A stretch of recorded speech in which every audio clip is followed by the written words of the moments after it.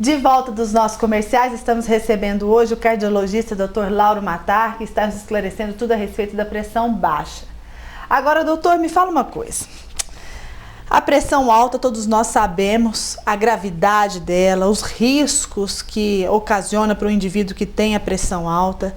E no caso da pressão baixa, ela apresenta os mesmos riscos, os mesmos problemas para essa pessoa? Não, Luciana, os riscos são mais leves. Se eu tivesse que optar em ter pressão baixa ou alta, melhor ter baixa. Sem dúvida, eu gostaria de ter pressão baixa, porque a pressão baixa, em raríssimas circunstâncias, ela leva alguém ao óbito, à morte. A não ser que ela é consequência, e isso vem mais ou menos, Zezé, de encontro com aquela pergunta inicial que você me fez.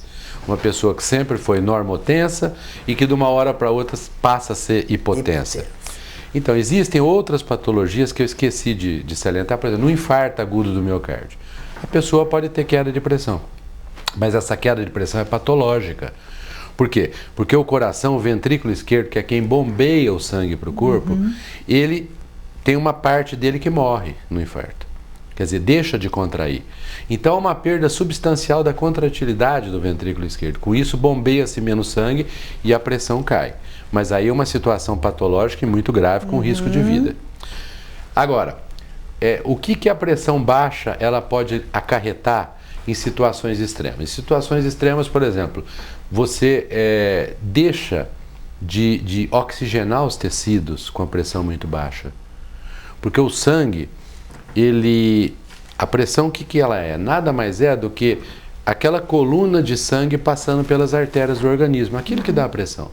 Se a pressão está muito baixa, não há perfusão dos tecidos, dos órgãos.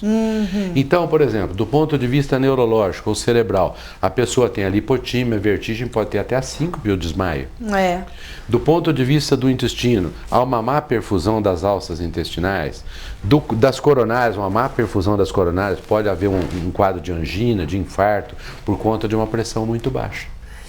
Rins, os rins são muito prejudicados porque eles não são perfundidos adequadamente quando a pressão se encontra muito baixa.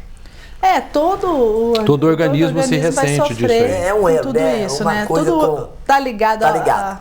Tudo agora, tá Laura, fala uma coisa para mim. No caso, o indivíduo tem a pressão baixa, que é constatado.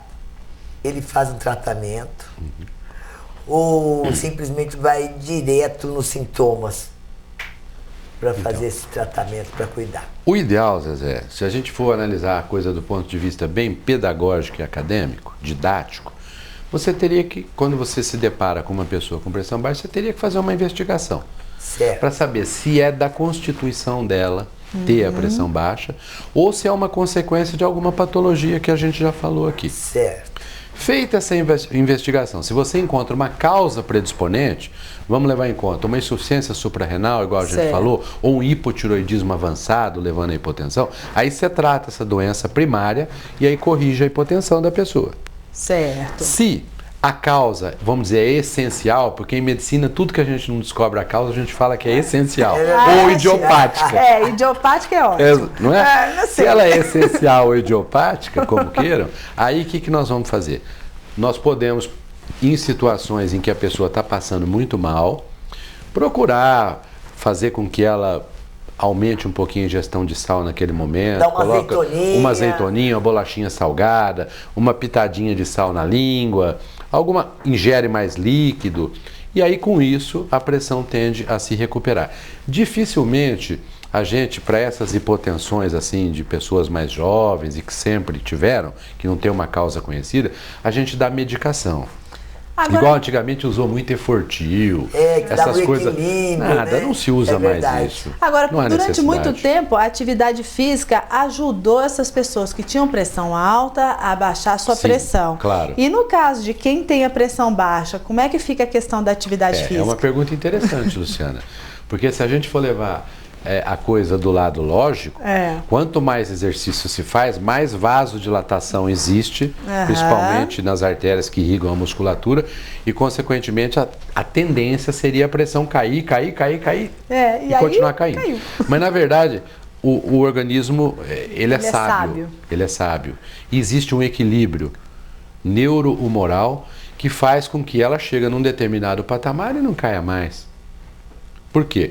Porque existe absorção de água, existe absorção de sal, há eliminação de mais hormônios da suprarrenal, existem a produção das endorfinas, que tudo que mantém o equilíbrio, exatamente, vai fazer esse mantém o equilíbrio da pressão. É isso que é importante as pessoas entenderem, o que é importante é a gente rezar, meu pessoal, pra gente ter a baixa, a alta, estamos fora. É isso aí, é isso aí. Se tiver que optar, Zezé, é pela baixa. Eu já tô optando aqui, só espero que Deus mande a baixa. Né?